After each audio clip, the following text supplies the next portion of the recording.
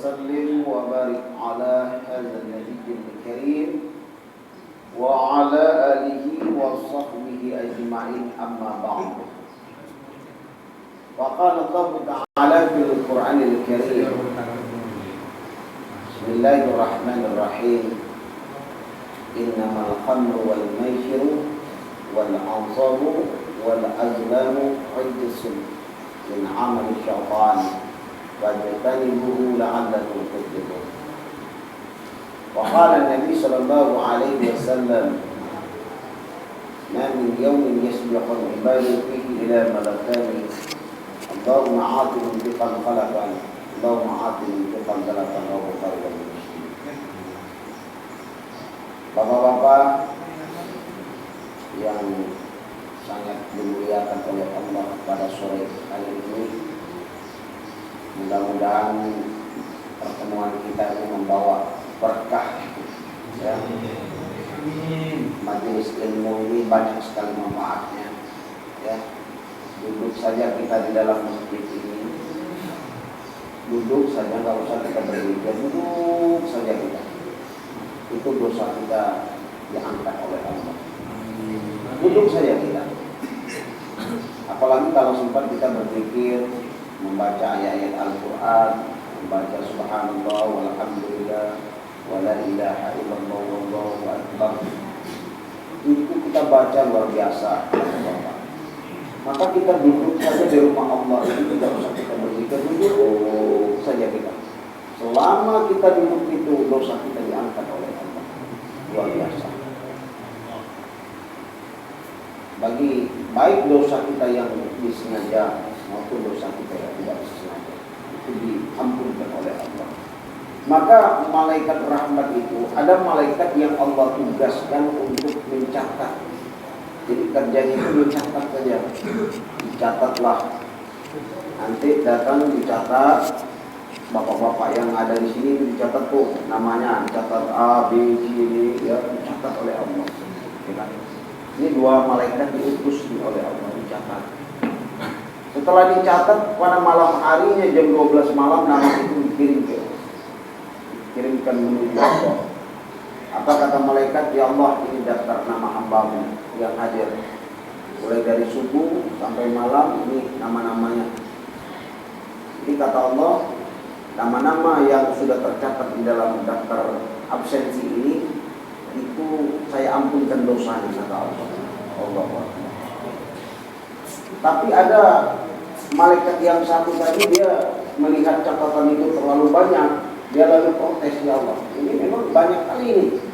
Tapi di antara yang banyak itu ada sekitar 15 orang hadir dia, tetapi tidak ikhlas, ya Allah. Artinya dia mendongkol, artinya dipaksa untuk datang ke sini, tidak ikhlas di dalam hatinya. Apa kata Allah? Walaupun dia tidak ikhlas datang ke masjid, juga saya ampunkan oleh Allah. Maka bapak-bapak dan ibu, luar biasa sekali. Ini menunjukkan bahwa Allah itu Maha Pengasih, Allah itu Maha Penyayang, Allah itu Maha Bijak, Allah itu Maha segala-galanya. Tidak ada kekuatan kecuali kekuatan Allah.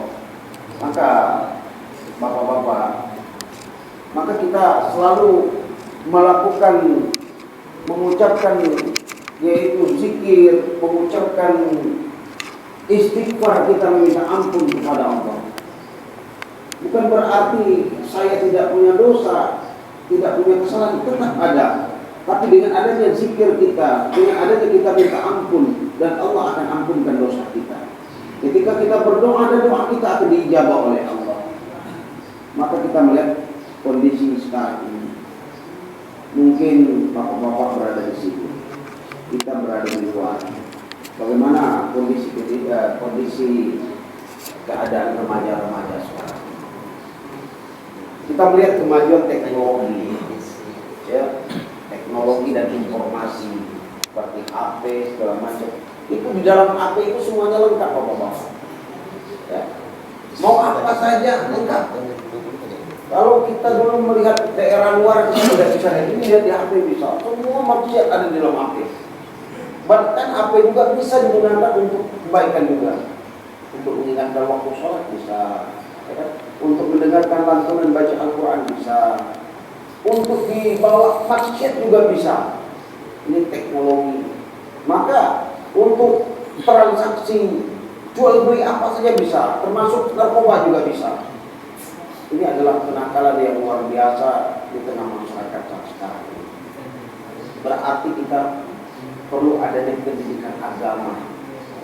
Dulu waktu kita masih kecil-kecil dulu, kita disuruh oleh orang tua kita sekolah madrasah, kita nggak mau, ya kan? Disuruh sekolah, kita nggak mau, ya kan? Menganggap diri kita lah yang paling hebat, menganggap diri kita yang paling pintar, menganggap diri kita yang paling ini.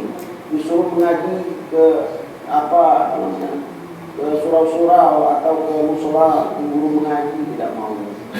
Sehingga sekarang timbul penyesalan kita. Kita tidak tahu mengaji, ya. Keimanan kita menipis, nafsu kita juga semakin membara.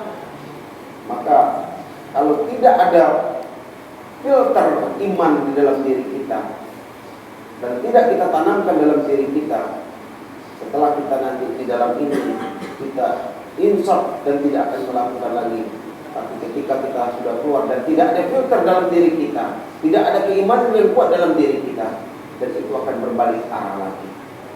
Maka jangan heran bapak-bapak, setan ini tidak akan pernah tenang ya. Maka bapak-bapak, ketika setan itu diusir oleh Allah dari surga, dia hanya minta beberapa permintaan. Pertama, ya Allah, panjangkan umur saya ya Allah. Allah panjangkan umur setan sampai hari kiamat. Yang kedua, ya Allah, izinkan aku ya Allah untuk menggoda anak cucu Adam. Jadi setan itu tetap dia, bagaimanapun dia tetap datang dalam kondisi apapun, dia tetap datang. Diizinkan oleh Allah. Ke masjid dia diizinkan, kemana aja dia diizinkan.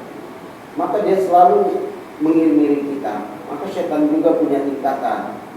Kalau kelasnya umpamanya preman, ya setannya juga preman juga, kan? Nah, kan? Kalau umpamanya kelas ustadz, ya ustadz juga setannya, kan? Kalau kelasnya kiai, ya kiai juga ustadznya. Ya, jadi dia berkelas juga. Itu tadi bapak-bapak. Jadi kalau umpamanya preman kelasnya ustadz, apa setannya kelas kiai, ya nggak masuk, dia preman juga kelasnya. Maka setan itu dia tetap posisi apapun dia datang.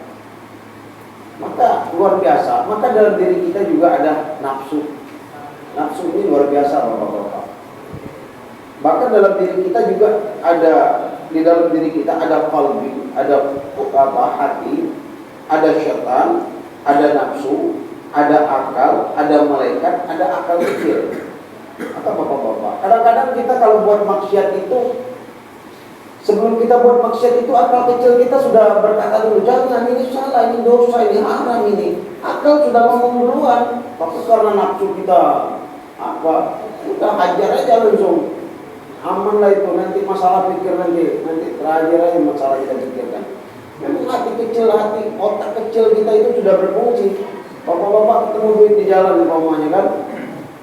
Sebelum ngambil, akal udah ngomong, ini nggak boleh nih, ini haram hukumnya. Udah ngomong dia duluan. Cuma dikarenakan nafsu kita tinggi, ya kan? Itu tadilah yang membuat kita. Maka nafsu itu luar biasa. Mungkin bapak-bapak pernah mendengarkan cerita nafsu itu. Nafsu ketika ditanya oleh Allah, man anta wa man ana. Ketika ditanya oleh Allah ke nafsu, man anta, man ana. Siapa engkau dan siapa saya? Maka dijawab oleh nafsu, ana wa ana anta wa ana. Aku adalah aku dan engkau adalah engkau. Maka Allah masukkan ke dalam neraka sakor. Neraka sakor sekian ribu tahun dibakar nafsu itu. Lalu dibangkitkan kembali dan ditanya kembali, man ana wa man anta. Siapa engkau dan siapa saya, kata Allah. Engkau ya engkau, saya. Itu dibenamkan lagi oleh Allah nafsu itu ke neraka yang paling dalam sekali, ribuan tahun. Tapi dia tetap angkuh juga. Tapi ketika Allah benamkan neraka ke sebuah neraka yang menahankan lapar dan haus, dia tidak mampu. Maka dia menjadi minta ampun. Baru dia menyadari, engkau adalah Rabb, saya adalah hamba-Mu. Kalau akal menantang siapa engkau? Akal bertanya, ketika Allah bertanya kepada akal, siapa engkau? Dan siapa saya? Dijawab, engkau adalah Allah, saya adalah hamba-Mu. Berbeda dengan nafsu ini sangat membanggakan kita. Maka bapak-bapak, maka kita harus jaga nafsu ini, harus kita kendali. Untuk mengendali nafsu ini adalah iman kita. Ketika persoalan hidup kita ini, apalagi tekanan ekonomi, ini kita kan banyak nih, bunga getah turun, sawit turun, anak dari 1 ke 2, 2 ke 3, 3 ke 4, ada yang susunya kecil-kecil kan, terus jadi anak banyak, terus kebutuhan susah ya kan, belum lagi pendidikan anak, belum baju baru segala macam lah, banyak sekali. Maka ini luar biasa, sehingga inilah yang membuat salah satu kita terpengaruh. Maka bapak-bapak, ketika tidak ada pengendalian iman nafsu ini, itulah yang akan membawa kita kepada jurang kemaksiatan. Mulailah kita mencari pekerjaan yang ringan tapi hasilnya banyak. Salah satu mungkin menjadi pengedar narkoba, mungkin sekali, 2, 3, 4 mungkin lewat, kelima tangkap polisi, masuk sini lagi kan, anak kita di luar. Luar biasa bapak-bapak, istri kita kalau kita udah lama di sini tentu dia juga cerai pula, kita ditinggalkan. Inilah namanya kehidupan yang luar biasa sekali. Maka kendalinya adalah iman. Maka jaga iman kita dengan kuat. Untuk menjaga iman ini harus banyak zikir kita, banyak bertasbih, banyak mengucapkan kalimat-kalimat Tuhan, banyak mengingat-ingatkan Allah. Ini ketika tanpa kita kendali dengan iman yang kuat, ya kan, maka sangat berbahaya sekali. Insya Allah kalau ini kita lakukan zikir dengan baik, iman kita akan kuat. Tapi yang luar biasa sekali, di antara iblis, syaitan, ada yang sangat parah sekali menggoda kita, yang akan bisa menjerumuskan kita. Bapak-bapak, mungkin bapak-bapak pernah dengar cerita ketika Nabi Adam alaihissalam, beliau diciptakan oleh Allah. Adam duduk-duduk di dalam surga sendirian, dia kebingungan, tidak ada teman. Akhirnya Allah ciptakan seorang Hawa, istrinya kan, diciptakan. Belum ada apa-apa, Adam sudah menempel ke perangko aja kan, tapi ditimbul oleh Allah. Artinya apa? Tidak dulu, ya kan? Tetapi ketika iblis sebelum diusir oleh Allah masuk ke dunia, iblis coba menghampiri yaitu Adam. Dia sampaikan kepada Adam alaihissalam, engkau mau kekal di dalam surga. Kalau engkau mau kekal, itu buah tidak makan dan kamu akan kekal selama-lamanya. Ternyata karena Adam ini kekuatan imannya luar biasa, zikirnya luar bagus dengan Allah, 350 tahun Adam digoda oleh iblis, tidak mampu iblis menggodakan. Tapi apakah iblis harus berputus asa? Tidak. Dia mendatangi istrinya Hawa. Tidak lama dia datang ke Hawa, dia sampaikan, kalau engkau mau kekal di dalam surga ini, kau makan buah ini. Tidak sampai begitu hitungan tahun, harian lah, akhirnya dimakanlah buah ini. Setelah dia makan satu, dia sampaikan kepada Adam, wahai suamiku, aku sudah makan buah ini. Tapi karena apa? Karena dia sayang dengan istrinya, tanpa dia yaitu mengingati apa yang sudah diingatkan oleh Allah, maka akhirnya dia ikut memakan buah tersebut. Setelah dia makan, dan Allah usir dari surga menuju dunia.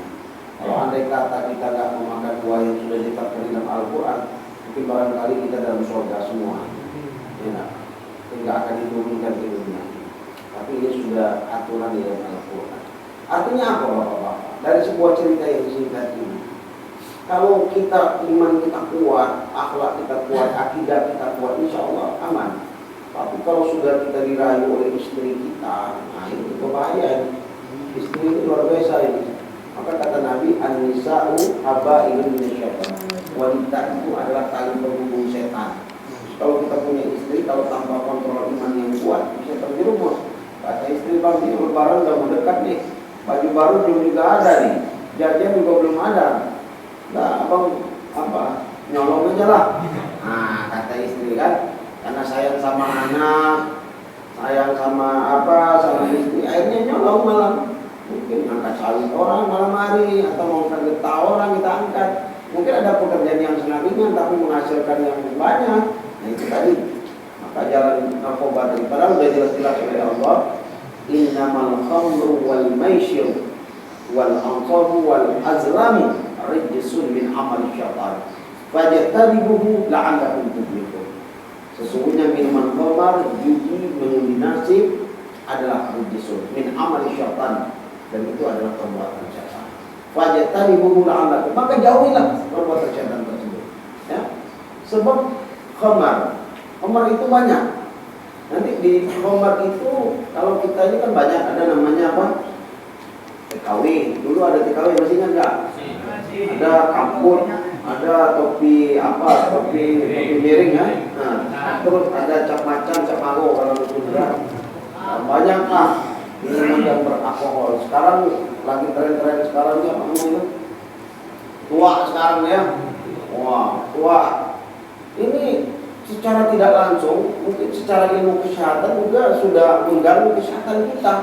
Paling tidak mengganggu mental kita kan. Bahkan ada anak muda ngomong, kalau nggak minum tua nih, kalau nggak mabuk mental nggak naik nih. Nah ini, karena ada pula yang seperti ini kan. Ya.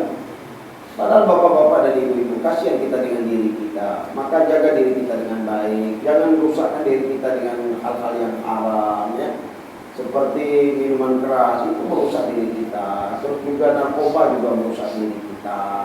Banyak mungkin kalau sudah kecanduan ini sangat berbahaya sekali. Ini mungkin hari pertama mungkin iseng-iseng, terus nanti butuh duit. Kalau duit nggak ada ya ujung-ujung kan nyolong kan. Terus lagi kalau nggak dapat nyolong apa lagi? Mungkin jual barang yang ada, habis harta kita. Kasihan dengan anak kita, kasihan dengan istri kita, kan?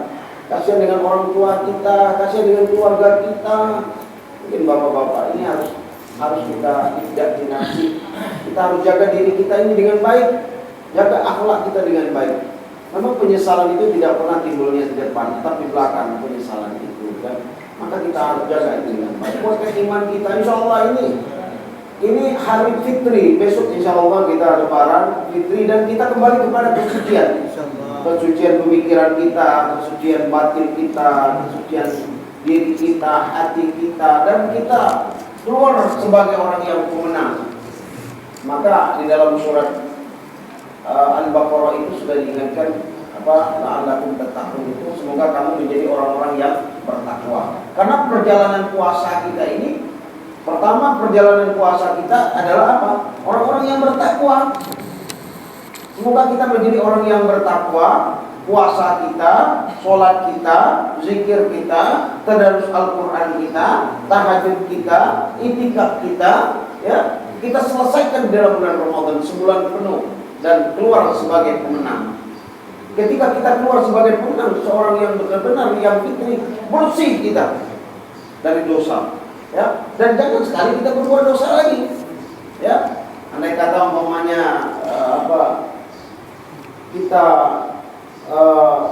berbuat maksiat, ketika kita ingat Allah, insya Allah itu tadi.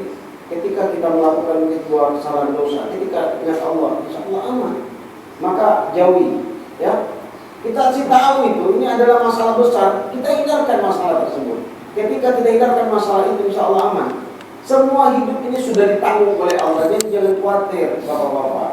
Ada juga kadang-kadang kita pulang bingung, ini kerja mau kerja apa ini. Hidup ini yang penting ada kemuliaan, insya Allah. Ya, semua pekerjaan sudah nunggu kita. Sebelum kita lahir kerja sudah nunggu kita. Ya, maka bapak-bapak, maka kita kembali iman kita dengan baik agar terjaga ya kekuatan iman, pendidikan agama kita. Mungkin rajin-rajin duduk di masjid, rajin-rajin baca buku, ya, rajin-rajin zikir, rajin-rajin berdoa, ya, rajin-rajin kita berbanyak ibadah. Insya Allah kita dijaga oleh Allah. Kita dijaga oleh Allah dengan baik, dipagar oleh Allah. Insya Allah kita menjadi orang-orang yang benar-benar bersih, orang-orang yang benar-benar taat kepada Allah, atau orang-orang yang benar-benar bertakwa kepada Allah. Hidup ini tidak ada yang bisa menjamin kita akan sampai ke Ramadan yang akan datang. Ya, siapa yang akan menjamin kita? Ini barangkali bapak-bapak yang hadir ini mungkin ada yang nggak sampai kepada Ramadan yang akan datang. Ya, Entah siapa yang duluan, mungkin tak bapak yang duluan, tak saya. Kemudian nanti bapak lah yang duluan, dan saya enggak. Atau sebaliknya bapak duluan, saya belakangan enggak apa-apa. Ya. Itu al-maut itu babun, maut itu ibarat kayak pintu. Semua orang akan masuk kepada pintu kematian. Jadi nggak usah takut masalah soal mati. Itu jalan besar, ya. Persiapkan ibadah yang banyak, persiapkan amal ibadah, memperbanyak berbuat kebaikan, amal yang soleh. Insya Allah jangan sampai kita menjadi orang-orang yang merugi, ya. Sebab jangan khawatir, jangan mencari jalan pintas, mau mati duluan, jangan. Ada aturan mainnya, ya. Ada proses yang kita tempuh, ya. Kadang-kadang kita duduk, kamu udah meninggal, baru duduk nih, tadi ngobrol-ngobrol udah meninggal. Oh, jangan sakit udah lama, itu kan proses. Yang namanya hidup ini, ya. Nanti insya Allah semuanya akan Allah kumpulkan kita di pada masa. Di sana ada dua jalan nanti, jalan kebaikan dan jalan keburukan. Tetap semuanya akan Allah masukkan ke dalam surga. Tapi prosesnya ada yang cepat, ya. Misalnya semuanya yang mati dalam keadaan Islam itu akan Allah masukkan ke dalam surga. Tetap Allah masukkan. Tapi prosesnya ada yang duluan, ada yang lambat. Mungkin saya duluan, bapak belakangan. Atau saya duluan, bapak juga belakangan. Ini saya juga kan.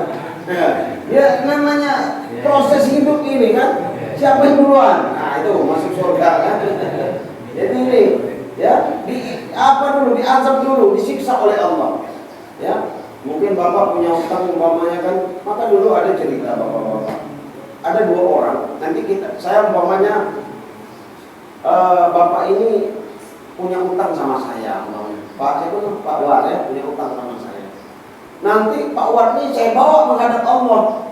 Ya Allah, ini Pak War ini nggak bayar hutang di dunia ini, saya tagih hutang ini akhirat ya Allah. Jadi kata Allah, mau apa? Saya kepingin dosa saya pindahkan sama Pak War ya Allah. Oh, dipindahkan? Iya kata Allah. Kalau dipindahkan, jadi kata Allah, dan Allah bukakan sebuah hijab, nampakkan sebuah surga-surga dengan taman-taman yang indah. Lalu kata Allah, lalu ditanya oleh Allah kepada, itu untuk siapa kata Allah? Itu adalah untuk orang yang selalu memaafkan. Jadi kata Allah, kalau engkau mau memaafkan, engkau akan tempat dengan air saya maafkan juga kesalahannya. Dan Allah masuk ke dalam surga. Itu satu. Yang kedua, dalam hadis juga diingatkan, kalau kita punya hutang bapak-bapak, ya, misalnya saya punya hutang sama bapak ini, setelah di akhirat bapak ini nggak mau memaafkan saya, mau nggak mau dosa bapak saya pindah sama saya juga bisa pindah dosanya. Terus nanti ada lagi yang hutang sama bapak, ternyata saya lihat dosa saya nggak ada lagi, ya kan? Terus nanti mungkin dosa bapak yang akan dipindahkan dengan saya. Jadi ini di akhirat akan terjadi seperti ini, ya. Pertama mungkin dia minta utang sama saya punya utang, ya. Terus karena saya punya utang, bapak ini nggak mau bayar lagi pakai duit, dia minta pahala saya. Udah saya kasih kasih pahala sama bapak ini, ya kan? Terus nanti datang lagi si A ini masih punya utang sama bapak ini, ya. Tahu-tahu yang dikasih nggak ada lagi. Nah, dosa bapak ini pindahkan ke si A ini. Maka jangan main-main soal utang ini. Ada utang nggak bapak? Nah itu tadi yang utang dulu kan. Ada narkoba ini juga ya. Nah itu yang harus dijaga bapak-bapak. Hutang itu tetap diselesaikan di dunia dan tidak bisa dibayar di akhirat. Kalau kita membayar di akhirat dengan pahala bayarnya, yang kedua dibayar dengan dosa. Utang untuk kesalahan untuk apa namanya? Itu tidak perlu dibayar lah.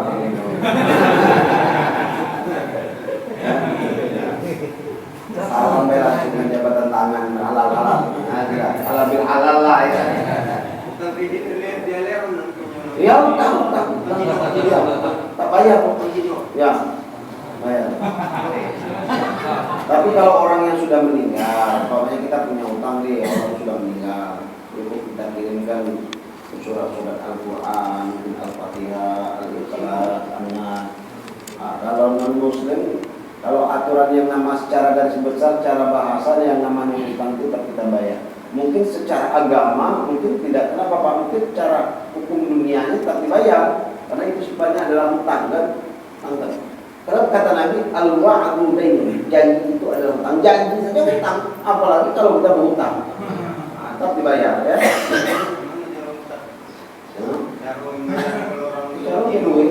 Duit calon. Ya. Kalau ada lagi apa itu? Mungkin ada lagi kan? Nah bayar ada tahu ya alam bayar. Menurut saya kan. Ya. Jadi itulah bapak-bapak, insyaallah kita sudah masuk ke baranda. Jagalah lisan kita, jaga ucapan kita, ya. Insyaallah maka banyak-banyaklah mendatangi masjid. Nanti udah keluar datang masjid, duduk-duduk dalam masjid. Maka kita sebelum waktu masuk sholat itu kita dianjurkan datang dulu ke masjid. Minimal 10 menit sebelum waktu sholat datang ke masjid. Kita itikaf dulu, merenung diri kita, siapa kita ini sebenarnya, mau kemana, tujuan kita, dari mana kita, apa akhir perjalanan kita. Di sinilah kita merenung diri kita. Tapi kalau umpamanya kita orang Allah bersyukurlah, datang ke masjid, apalagi merenung diri kita kan? Mestinya kita merenung diri kita, bukan di dalam masjid ini bapak-bapak ya. Tapi itulah namanya hidup. Ini saya lihat banyak yang muda-muda. Insya Allah tenaganya masih kuat. Gunakanlah untuk ibadah sebaik-baiknya. Mudah-mudahan kita nanti dekat dengan Allah. Ya. Terus kita juga menjadi orang yang husnul khatimah. Ya. Tapi jangan coba yaitu memaksakan diri dulu ya. Itu sangat berbahaya sekali.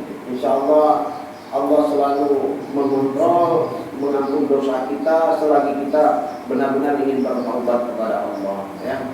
Kadang-kadang kalau saya tanya dengan bapak, mana yang senang di dalam di luar pak? Wah senang di dalam. Puasanya rajin, sholat rajin, baca Al-Qurannya rajin, ya pak. Betul. Sudah keluar, kenapa? Apalagi bangkit lagi. Nah ini karena kontrol iman dari belum kuat. Artinya sebelum keluar itu tingkatkan iman kita kuat dulu ya. Ya. Tekanan ekonomi kadang di luar kan lagi.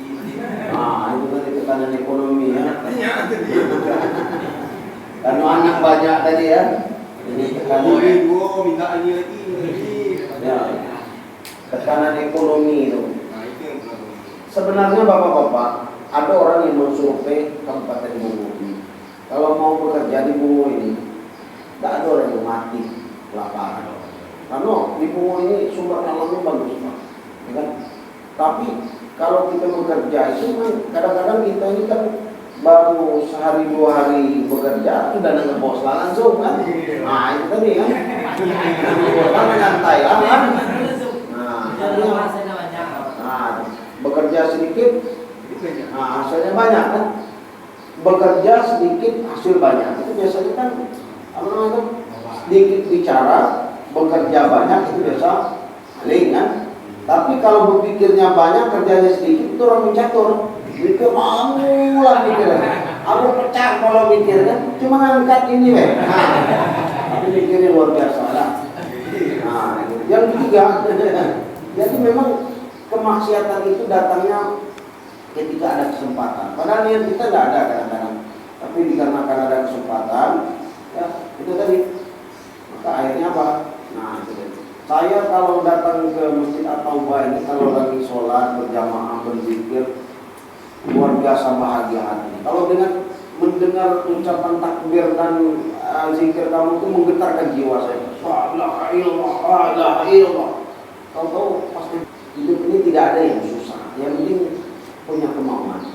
Badan masih kuat nih, enak. Masih kuat, otot masih kencang, masih tenaga masih kuat. Ya kalau kelasnya memang umpamanya tidak tamat sekolah ya cari kerja yang tidak tamat sekolah ya kan. Nah, artinya disesuaikan lah kan. Banyak pekerjaan di Morobungo ini. Jadi jangan khawatir masalah ekonomi bapak-bapak. Saya juga dulu merantau dari Amerika ke Morobungo. Tidak juga bawa apa-apa. Yang penting ada kemauan kita. Insya Allah pertunjukkan. Jadi kalau ada masalah bapak-bapak, bapak punya masalah umpamanya, bapak tinggal datang ke masjid saja. Doa, zikir, ya, terus sholat 2 rakaat, terus berdoa, tenangkan diri, insya Allah nanti Allah jadikan jalan keluarnya, ya. Jadi jangan sekali jalan pintas saja, mengadulah kepada Allah. Dalam sholat sering kita baca, iyyaka na'budu wa iyyaka nasta'in. Hanya kepadamu aku menyembah dan hanya kepadamu aku minta pertolongan. Tapi kita benar-benar, ya Allah, hamba ini dalam keadaan ini, ya Allah, mohon petunjuk ya Allah, mohon pertolongan ya Allah. Insya Allah tunjukkan oleh Allah jalan. Tidak usah khawatir. Kalau kita masuk ke sini, anak banyak, istri minta cerai, anak pecah kacir kan, kasihan nanti. Nah ini bapak-bapak. Maka kita harus jaga.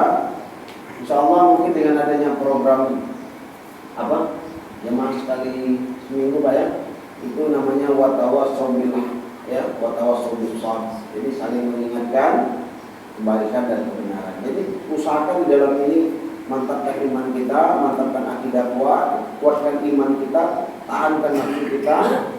Ketika kita keluar nanti, insya Allah kita akan menjadi orang-orang yang beruntung. Amin. Barangkali ya, terakhir saya sampaikan kepada bapak-bapak, ya tolonglah kuatkan iman kita, bab kemaksiatan, penyakit-penyakit masyarakat banyak sekali di luar.